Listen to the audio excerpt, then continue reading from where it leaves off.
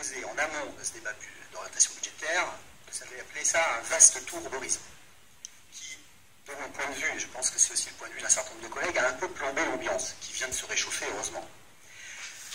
Un vaste catalogue dans lequel chaque vice-président a été amené à détailler des axes programmatiques. Ce qui, sur le fond, peut être une méthode tout à fait intéressante.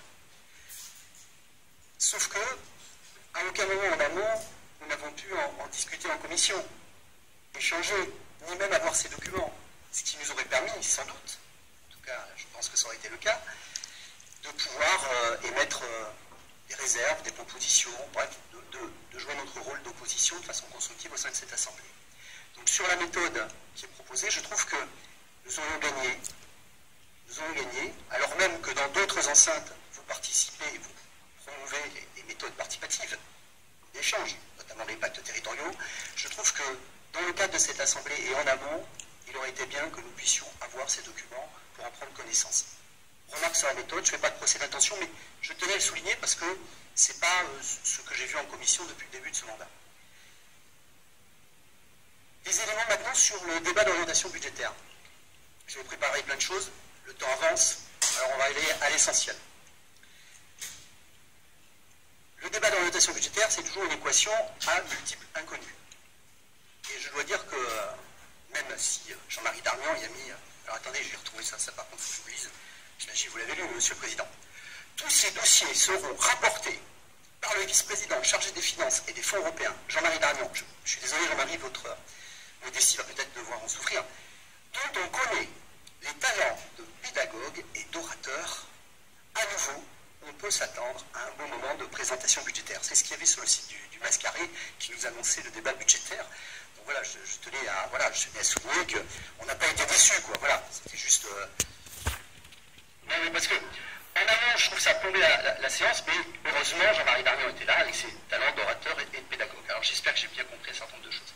Dans cette équation à multiples inconnus, première inconnue, mais pas comme ça, puisqu'aujourd'hui on sait à peu près où on va, les baisses de dotation de l'État.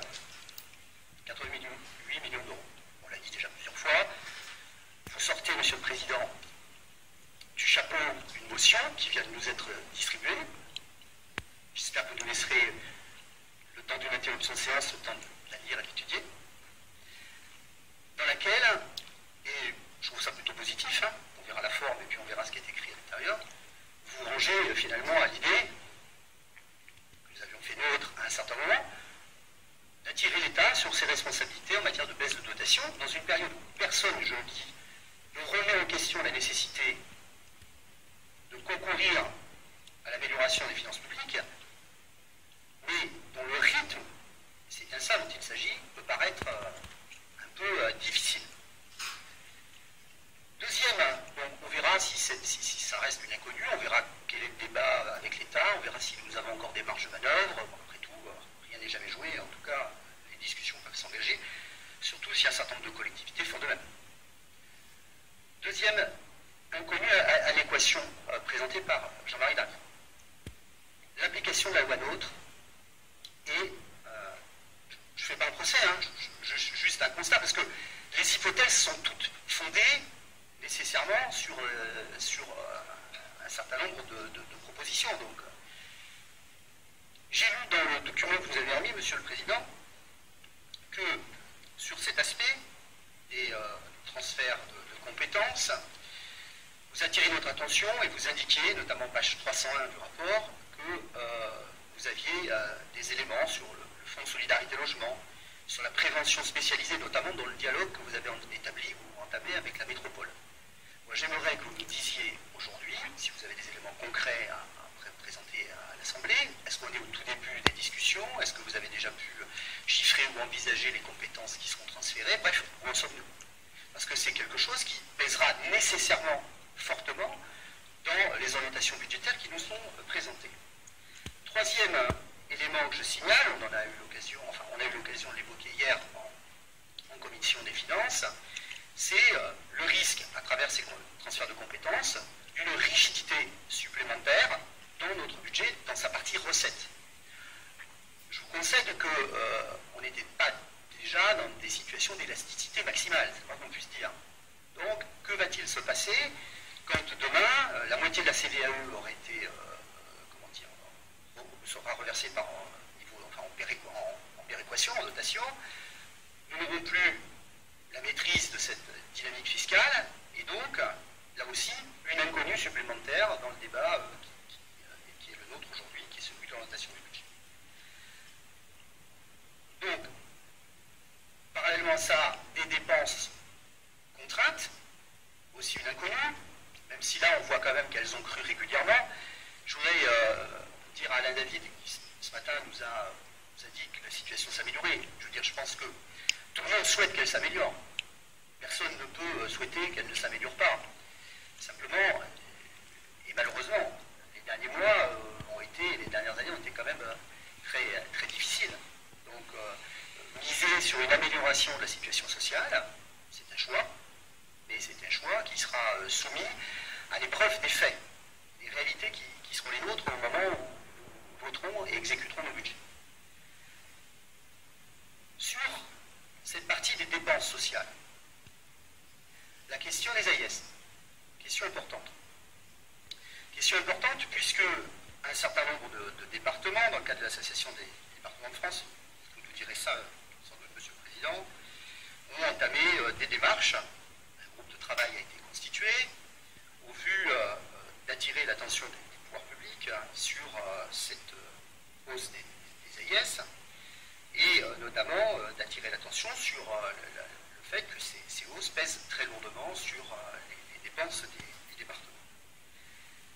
À l'heure où nous sommes, alors que les travaux sont engagés, vous faites le choix, mais c'est un choix, simplement il faut l'expliquer, de rester dans la logique du calendrier habituel. Ce n'est pas le choix qu'ont fait d'autres départements. Donc moi j'aimerais, si ce n'est possible, que vous puissiez nous expliquer, dire à l'Assemblée, ce qui a justifié, de votre point de vue, la nécessité de rester dans un calendrier budgétaire qui est le même que d'habitude, alors que d'autres départements ne font pas ce choix, leur permettant peut-être d'avoir une meilleure lisibilité pour pouvoir ensuite élaborer leur budget. Dernier élément enfin, et j'en termine par là, la question récurrente, pour ne pas dire lancinante, du levier fiscal. Alors sur la partie fiscale, j'ai quand même noté dans le document qui nous a été remis, que j'ai lu avec grande attention, un certain nombre d'éléments. Donc vous nous indiquez, je cite, une utilisation du levier fiscal en dernier recours, page 301. Bon. Puis, page 302, le recours éventuel au levier fiscal deviendra qu'en dernier recours au service de cette stratégie d'investissement. Très bien, jusqu'ici tout est clair.